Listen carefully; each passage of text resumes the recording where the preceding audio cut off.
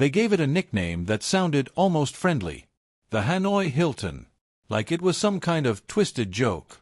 But there was nothing funny about what happened inside those walls. American soldiers tortured, starved, broken. And the worst part? Most people back home had no idea it was even happening. What you're about to hear isn't some Hollywood version. This is the real story of Hỏa Lò Prison. A place where men were pushed past every limit you can imagine. Where they created secret codes just to stay sane. Where survival meant enduring things that would break most people in days. And it all started with a war that nobody really understood. The year is 1964. America is getting pulled deeper into Vietnam. Young pilots are flying missions over North Vietnamese territory, dropping bombs, trying to stop the spread of communism. The military tells them it'll be quick. That they're the good guys. That nothing bad will happen to them. They're wrong about all of that. Lieutenant Everett Alvarez Jr. is 26 years old when his plane gets hit by anti-aircraft fire on August 5, 1964. He ejects over the water. Gets captured almost immediately. Becomes the first American pilot to be taken as a prisoner of war in North Vietnam. He has no idea that he's about to spend the next 8.5 years in hell. No idea that dozens, then hundreds of other Americans will join him. And no idea that the place they're taking him to will become infamous. Hỏa Lò Prison sits right in the middle of Hanoi. The French built it back in the late 1800s when they controlled Vietnam. They called it Maison Centrale. It was designed to hold Vietnamese revolutionaries who fought against colonial rule. The Vietnamese who were locked up there called it something else. They called it the fiery furnace. Because that's what it felt like. The place is massive. Thick stone walls. Guard towers. Barbed wire everywhere. Cells that are barely big enough to stand in. When the French left and the Vietnam War heated up, the North Vietnamese had a perfect place to put American prisoners. And that's exactly what they did. But here's what makes it even worse. This isn't just about locking people up. The North Vietnamese are following the playbook of their communist allies. The Chinese. The Soviets. They've studied psychological torture. They know exactly how to break a human being without necessarily killing them. And they're about to use every single technique they know on American POWs. The Americans who get shot down and captured are usually pilots.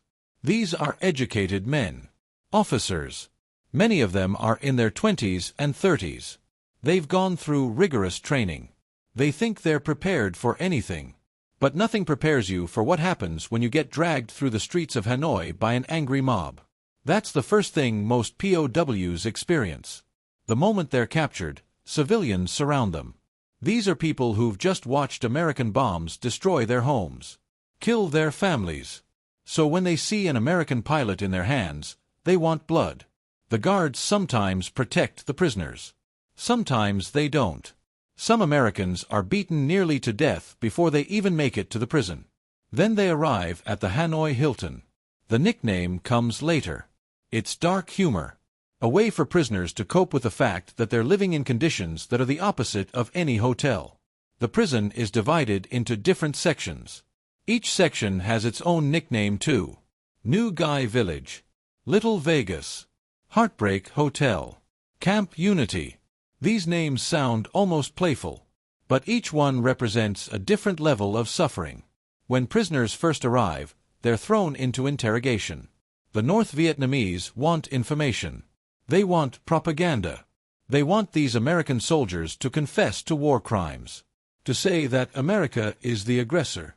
To denounce their own country on camera. And they'll do whatever it takes to get it. The torture starts almost immediately. They use something called the rope trick. They tie a prisoner's arms behind their back with rough rope. Then they crank the arms up higher and higher until the shoulders are about to dislocate. The pain is unimaginable. Prisoners pass out. When they wake up, the torture continues. This can go on for hours. Sometimes days. Then there's the leg irons. Heavy metal shackles locked around the ankles. Sometimes the wrists too. Prisoners are left like this in tiny cells where they can't stand up fully. Can't lie down comfortably. The metal cuts into their skin. Infections develop. Some men lose the ability to walk properly even after the irons are removed. And the cells themselves are torture. In the summer, Hanoi gets brutally hot. The cells have no ventilation. Prisoners are drenched in sweat, covered in mosquitoes. The humidity makes it hard to breathe. In the winter, it gets cold. Really cold. Prisoners have no blankets, no warm clothes. They shiver through the night, trying to keep their body temperature up. The food is designed to keep them alive. Barely. Watery soup with a few pieces of vegetable floating in it. Sometimes a small piece of bread. Maybe some rice. Prisoners lose massive amounts of weight. Their bodies start to shut down. Vitamin deficiencies cause all kinds of problems. Scurvy, beriberi, pellagra. Diseases that you'd think don't exist anymore. But the physical torture isn't even the worst part. The isolation breaks people faster than anything else. Prisoners are kept in solitary confinement for months. Sometimes years. No human contact except when guards come to interrogate or beat them. No books. No entertainment. Nothing to do but sit in a tiny cell and try not to lose your mind. And that's exactly what the North Vietnamese want. They want to break these men psychologically. Make them so desperate for human contact that they'll say anything, do anything, just to make it stop. But something unexpected happens. The prisoners fight back. Not with violence. They can't. They're outnumbered, malnourished, and chained up. But they fight back with something more powerful. They create a communication system. A code that lets them talk to each other through the walls. And this code becomes the lifeline that keeps them sane. It's called the TAP code. And it's ingenious in its simplicity. The TAP code is based on a 5x5 grid of letters. Each letter is represented by two numbers. The first number is the row. The second number is the column. So the letter A is tap tap, pause, tap. 1 tap for row 1, 1 tap for column 1. The letter B is tap tap, pause, tap tap. 1 tap for row 1, 2 taps for column 2. And so on. The prisoners tap on the walls, on pipes, on anything that carries sound. They sweep their brooms in patterns. They cough in rhythm. They clear their throats in code. The guards know something is going on, but they can't stop it. The prisoners are too clever, too determined. Through the TAP code, men who have never met face to face become brothers. They share information. They share hope.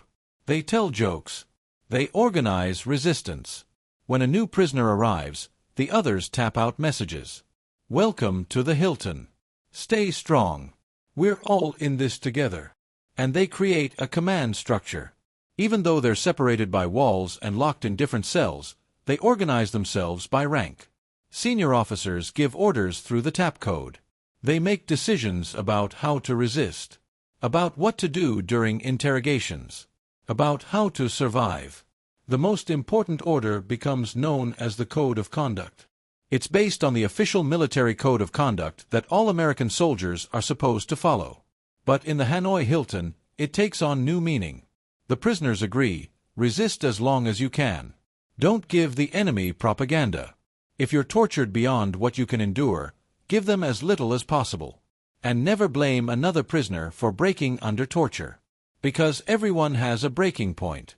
This code keeps them united, keeps them from turning on each other.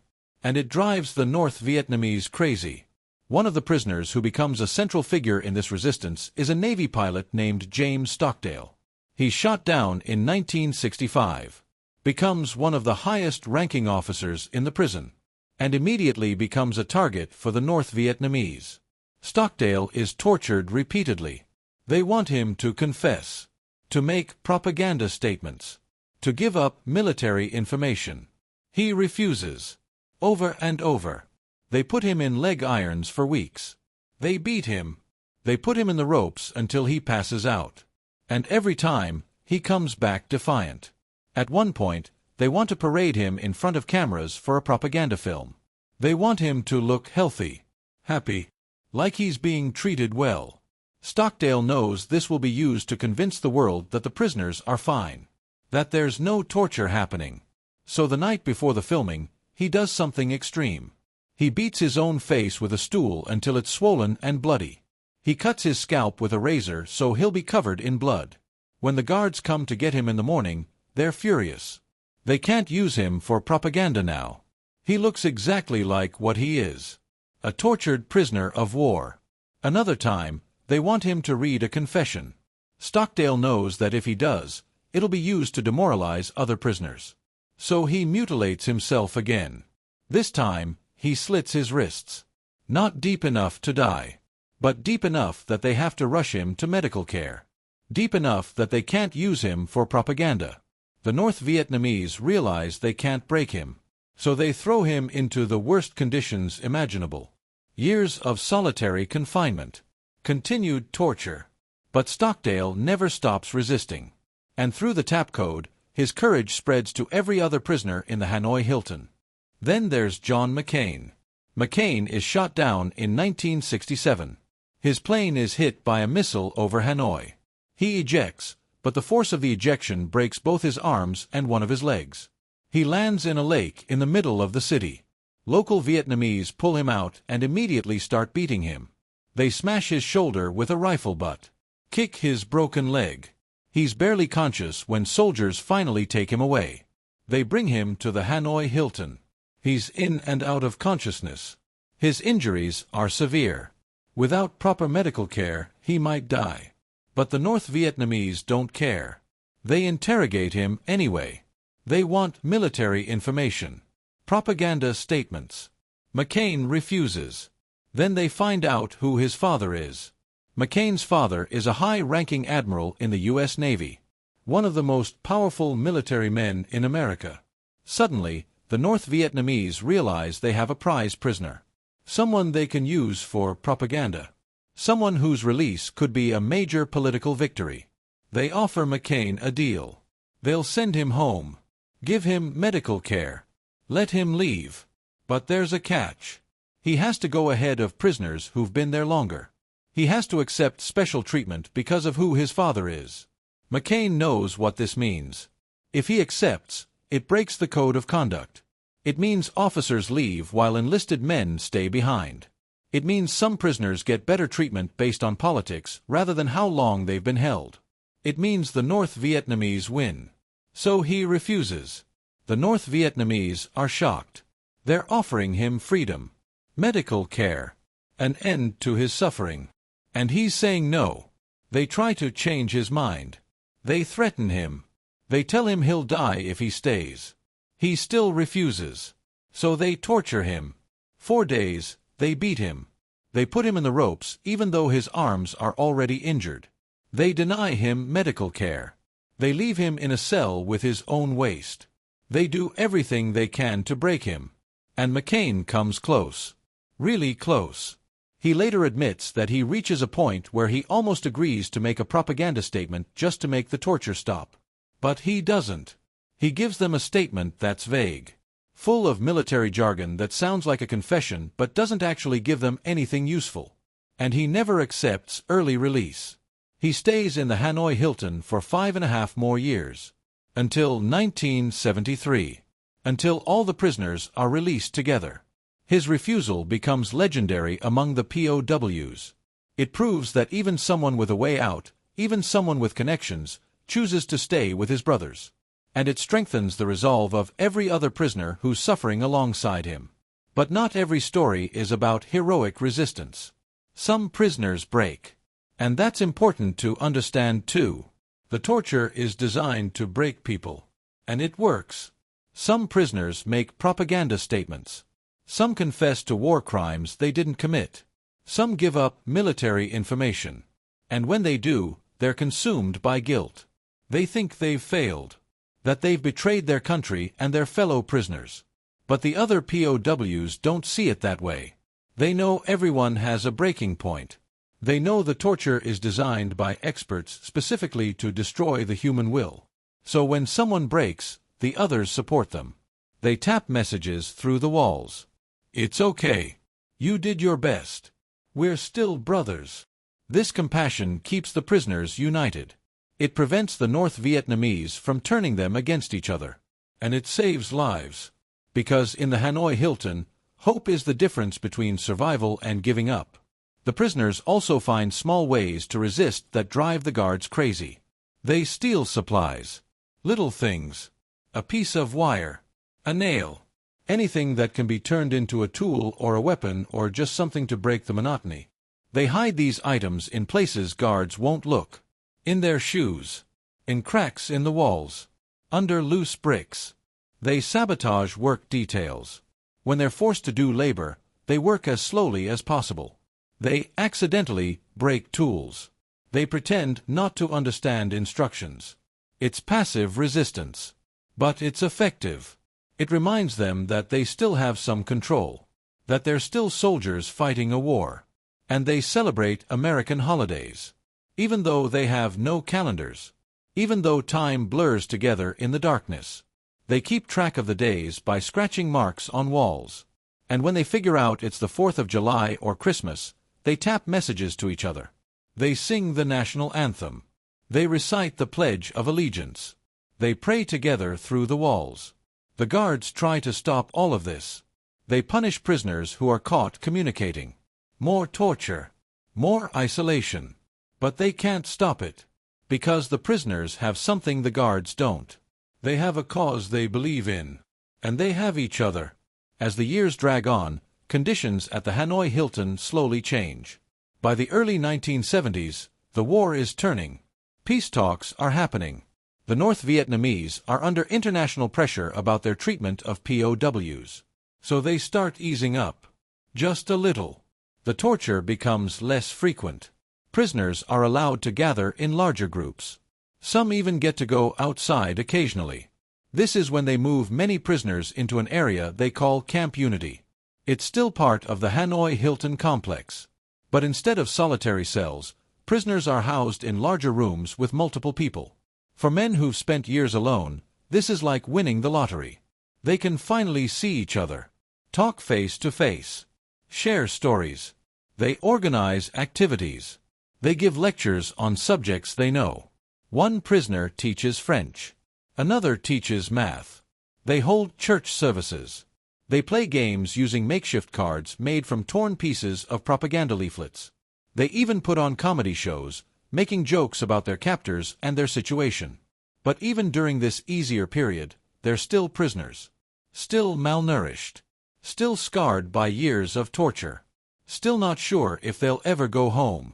Then in 1973, everything changes. The Paris Peace Accords are signed in January. The war is ending. And part of the agreement includes the release of all American prisoners of war. After years of suffering, the men in the Hanoi Hilton are finally going home. The release happens in stages over several weeks. The prisoners are brought to Gia Lam Airport in Hanoi. They're loaded onto American military planes. And when those planes take off, when they finally leave North Vietnamese airspace, the prisoners break down. They cry. They cheer. They can't believe it's really happening. Everett Alvarez, the first American pilot captured, is held until almost the very end. He spends 8 years and 7 months as a prisoner. When he finally steps off the plane on American soil, he's greeted as a hero. But he's also carrying wounds that will never fully heal. James Stockdale is released too. He's awarded the Medal of Honor for his courage and leadership in the Hanoi Hilton. But he walks with a permanent limp. His body is broken from years of torture. And like all the POWs, he struggles with psychological trauma for the rest of his life. John McCain returns home. Eventually becomes a senator. Runs for president. But he never forgets the Hanoi Hilton. Never stops talking about it. In his memoir, he writes about the torture. About the fear. About the moments he almost broke. And about the men who kept him alive through the TAP code and their brotherhood. In total, over 600 American prisoners passed through the Hanoi Hilton during the war. Some spend only months there. Others spend nearly a decade. Some are released. Some die in captivity from torture, disease, or injuries that aren't treated. And when they finally come home, many Americans don't want to hear their stories. The Vietnam War is deeply unpopular by 1973. The country is divided. People are angry at the government for getting involved in the war. And some of that anger spills over onto the soldiers who fought in it. The POWs return expecting parades and gratitude. Some get that. But others face protests, anger, accusations that they're war criminals. It takes years for the full story of the Hanoi Hilton to come out, for people to understand what these men endured. And by the time the public finally recognizes their sacrifice, many of the POWs have already been struggling in silence for years. Today, the Hanoi Hilton still stands. But it's not a prison anymore. The Vietnamese government turned most of it into a museum. They call it the Hỏa Lò Prison Museum. And they use it to tell their version of history. The museum focuses mainly on the French colonial period, on how the Vietnamese people suffered under French rule. There's a small section about American POWs, but it paints a very different picture than the one the prisoners tell. The displays show prisoners playing basketball, receiving good medical care, eating full meals. There are photos of smiling POWs decorating a Christmas tree. It's propaganda. The same kind of propaganda the North Vietnamese tried to create during the war. They want visitors to believe that American prisoners were treated well, that the stories of torture are exaggerated, that the nickname Hanoi Hilton was accurate. But the men who lived through it know the truth. And so do the historians who've studied it. The physical evidence is there too. Survivors have shown their scars. Medical records document their injuries. And the tap code, that ingenious system of communication, has been preserved as proof of what they had to do just to survive. The legacy of the Hanoi Hilton is complicated. For the American military, it led to changes in how pilots are trained. Today, all military personnel go through SEER training: survival, evasion, resistance, and escape. They learn about the tap code. They learn about the code of conduct. They study what happened in the Hanoi Hilton so that if they're ever captured, they'll be better prepared. For the prisoners who survived, it's a mix of pride and pain. They're proud of how they resisted, how they supported each other, how they never gave up. But they also carry deep trauma. Many struggle with PTSD, with nightmares, with physical disabilities from injuries that never healed properly. Some have trouble trusting people, trouble adjusting to normal life, and they've lost brothers along the way. Some POWs died in the prison. Others made it home but died young from health problems caused by their captivity. And as the years pass, more and more of these men are passing away, taking their stories with them. But before they go, many have chosen to speak out, to tell their stories, to make sure the world knows what happened in that place. Because they don't want it forgotten. They don't want their suffering to be erased by propaganda or by time. There are documentaries now, books, oral histories, museums in America that preserve the stories of POWs. And every time one of these survivors tells their story, they honor not just themselves, but the men who didn't make it home. The Hanoi Hilton represents something darker than just one prison. It represents what happens when nations go to war. When young men are sent to fight in conflicts they don't fully understand. When politics and ideology matter more than human life. When soldiers become pawns in a larger game. But it also represents something powerful. The strength of the human spirit. The bonds between people facing impossible odds. The courage to resist even when resistance seems pointless. And the determination to survive not just for yourself, but for the people counting on you. The prisoners of the Hanoi Hilton were ordinary men put in extraordinary circumstances. They weren't superheroes. They were scared. They were in pain. They wanted to go home. But they found strength in each other. They created a community in the middle of hell. And they survived. Their story isn't easy to hear. It's full of suffering and cruelty and injustice. But it's also full of courage and brotherhood and hope. And that's why it matters. Because it shows what people are capable of, both the worst and the best. The nickname, Hanoi Hilton, was meant to be sarcastic. A dark joke about a place that was the opposite of luxury. But maybe there's another way to think about it. The real Hilton is just a building. Comfortable maybe, but empty. Just rooms and furniture. The Hanoi Hilton, for all its horror, was full of something more valuable. It was full of men who refused to give up, who refused to let each other down, who turned suffering into solidarity. That's not something you find in a hotel. When you look at photos of the prison today, with its thick walls and guard towers, it's hard to imagine the suffering that happened there. It looks like just another old building. But if walls could talk, these ones would scream. They'd tell stories of torture and resistance, of tap codes and whispered prayers, of men pushed to the breaking point who somehow found the strength to keep going. And they'd tell one more thing. They'd tell the story of what happened when those men finally came home, when they stepped off those planes in 1973 and kissed American soil, when they reunited with families who'd waited years not knowing if they were alive, when they tried to return to a normal life after experiencing something that changed them forever. Some of them did okay. They got help.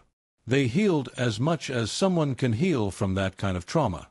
They built careers, raised families, became advocates for other veterans. They turned their suffering into purpose. Others struggled. The nightmares never stopped.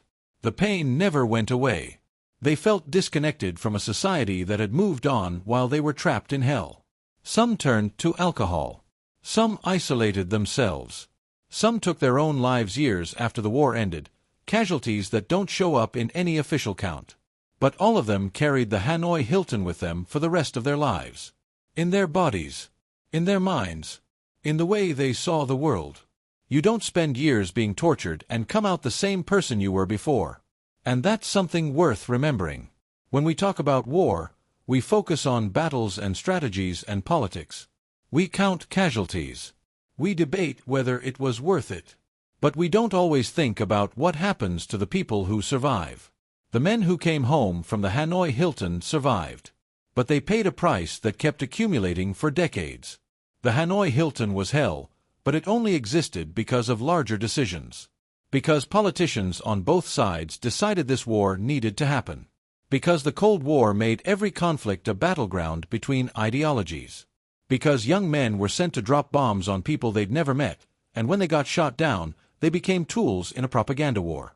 None of the prisoners asked for that. They were doing their duty as they understood it, following orders, serving their country, and they ended up paying a price that no one should have to pay. So what do we take away from all this? What's the point of knowing about the Hanoi Hilton? Maybe it's a reminder that war isn't glorious. It's not like movies or video games. Real war means real suffering. It means young men tortured in prison cells. It means families waiting years for news. It means broken bodies and broken minds. And it means that suffering doesn't end when the war ends. Or maybe it's a reminder about resilience. About what humans can endure when they have to. About how connection and community can keep people alive even in the darkest circumstances. The tap code wasn't just a communication system. It was a lifeline. It proved that even when everything else is taken away, people can still reach out to each other, still support each other, still find ways to resist. Or maybe it's both.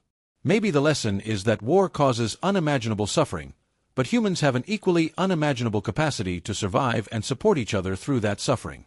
The men of the Hanoi Hilton didn't choose to be heroes. They chose to be brothers.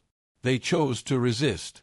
They chose to survive not just for themselves, but for each other. And in doing so, they became something extraordinary. Their story deserves to be told. Not because it's easy to hear. Not because it makes us feel good. But because it's true. Because it happened. And because the men who lived through it, who carried those scars for the rest of their lives, deserve to be remembered for what they endured and how they endured it. The Hanoi Hilton isn't just a building in Vietnam. It's a chapter in history that we can't forget. A reminder of what war costs and what courage looks like when everything else is stripped away. And now you know the story. The real story. Not the propaganda version. Not the Hollywood version. The story of ordinary men who survived the extraordinary through determination, ingenuity, and brotherhood. That's the legacy of the Hanoi Hilton. And it's one we should never let fade away. If you want to see more stories like this, hit that subscribe button.